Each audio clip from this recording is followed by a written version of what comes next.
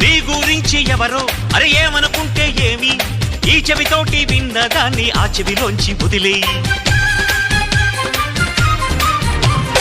మేఘం సాగుతున్నా కాకులు మూగుతున్నా ఆకాశానికి మలినాలేవి అంటుకోవని చెప్పి పూల పంతి పట్టి నీటి మధ్యలో ఉంచిన తేలుతుందో ఈ పైకే సోదరా.